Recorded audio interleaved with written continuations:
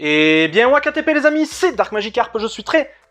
heureux de vous retrouver pour une petite vidéo impromptue, puisque j'ai eu la joie de recevoir une précommande que énormément de monde attendait. Alors moi je l'attendais finalement, paradoxalement, pas tant que ça. C'est pas un film qui me hypait énormément au point de le voir en streaming, puisque c'est un film qui était sorti uniquement en streaming, vous l'avez vu dans le titre, au mois de mars 2021, voilà, donc vous savez que moi je suis anti-démat, donc j'attendais patiemment, bien évidemment, la sortie du steelbook que j'ai reçu aujourd'hui, donc on va se présenter ça, bien évidemment, de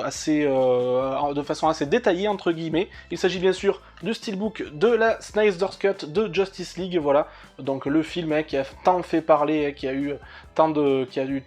hype, on va dire, pour les fans notamment de super-héros, donc on va voir ce que ça donne juste après le générique, donc top au générique et top à la vachette.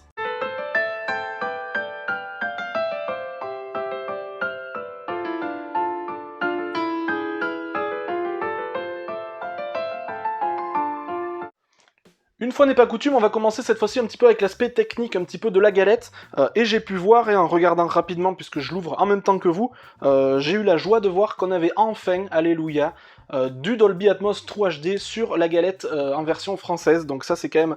même à souligner, puisque c'est vrai que même en 2021, encore une fois, on a du mal à avoir du Dolby Atmos, notamment pour la piste française, donc c'est chose faite pour cette édition-là. Et au niveau des bonus, je suis un petit peu déçu par contre, parce que ça n'a pas l'air d'être exceptionnel, ça a l'air d'être des choses en plus qui ne sont pas forcément exclusives à cette version-là, donc c'est un petit peu dommage, mais bon, ça fait quand même le taf. Au niveau du visuel avant, voilà, je vais détacher, alors vous allez voir, je voulais vous montrer quand même un petit peu, le flyer, il a une petite particularité, c'est qu'on a le petit DC ici, voilà, ça mérite d'être souligné, je suis pas fan forcément de ce genre de flyer, mais là il est un petit peu plus original que d'habitude, voilà, il y a eu un petit peu plus de créativité et un petit peu plus d'originalité, c'est quand même à noter. Je vais essayer de pas le déchirer parce que ça serait quand même assez dommage. Au niveau du visuel avant, ce que je voulais vous dire, c'est que je le trouve assez sympa, voilà, je suis content. Vous savez que je suis pas spécialement fan quand on reprend les affiches de films, je trouve que ça manque d'originalité, encore une fois, et de créativité, et là ils ont le mérite d'avoir mis, alors encore une fois, il n'y a pas de travail de relief, il n'y a pas de travail de débossage, d'embossage, ni de matière et d'effet de matière, mais au moins au niveau du visuel, on a quelque chose qui a été travaillé, qui a été réfléchi, voilà, c'est surtout ça, ça a été réfléchi et c'est pas la moindre petite affiche qu'on avait vu circuler sur le net ou le moindre visuel qu'on connaissait déjà. Pour la face arrière, par contre, bon là, on repassera, et voilà, c'est un objet quand même qui a son importance au niveau du film,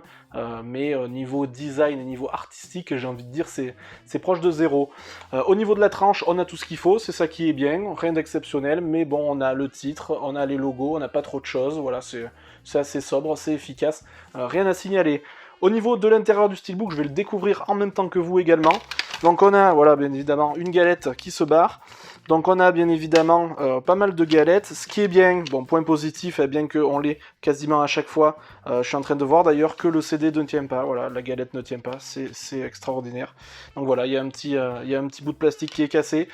Point positif des galettes, elles sont sérigraphiées, elles ont un artwork typique à chacune d'entre elles, ça c'est bien parce que l'on voit encore des éditions aujourd'hui vendues au prix fort qui n'ont aucun artwork, aucun design sur chacune des galettes, donc c'est chose faite pour celui-ci.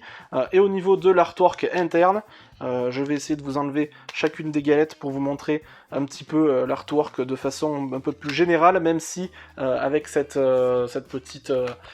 chose en plus pour mettre l'ensemble des CD, on va voir un petit peu moins bien l'artwork interne.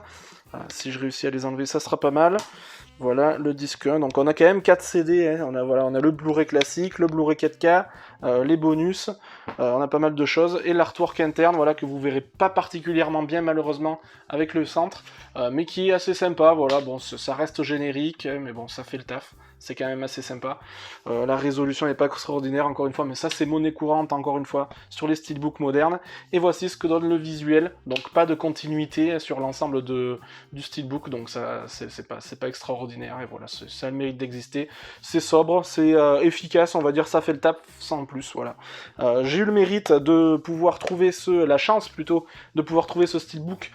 pour le prix, alors je sais pas si vous c'est le cas aussi, mais pour moi il était à 23,99€, voilà, je crois que j'ai encore l'étiquette ici, il était à 23,99€ dans mon espace culturel, donc le steelbook 4K à 23,99 ça vaut quand même le coup, comparé aux 30 € habituels. Donc bien content de l'avoir, hâte de le découvrir, hein, puisque j'attendais le support physique vraiment pour découvrir cette œuvre qui est totalement différente de la première, que je n'avais pas aimé du tout bizarrement. Et puis si on veut parler un petit peu du film, le Justice League premier du nom pour moi, c'était d'un gloubi-boulga totalement indigeste, non rythmé, etc. On voyait vraiment qu'il y avait eu un énorme micmac autour de la réalisation, de la production, etc. Ça se sentait énormément au niveau du film, c'était assez catastrophique selon moi. Ça peut que être mieux, donc j'ai décidé de franchir le pas. Voilà les amis, j'espère que cette vidéo vous aura plu, ce petit tour d'horizon vous aura un petit peu orienté sur votre choix d'acheter ou pas cet objet-là. Le petit pouce bleu ou le petit pouce rouge, encore une fois, vous êtes les seuls décideurs de la chaîne et ça ne changera pas à l'avenir. On se retrouve très bientôt. D'ici la prochaine vidéo, plus que jamais, sortez couverts, portez-vous bien et puis, salut, salut!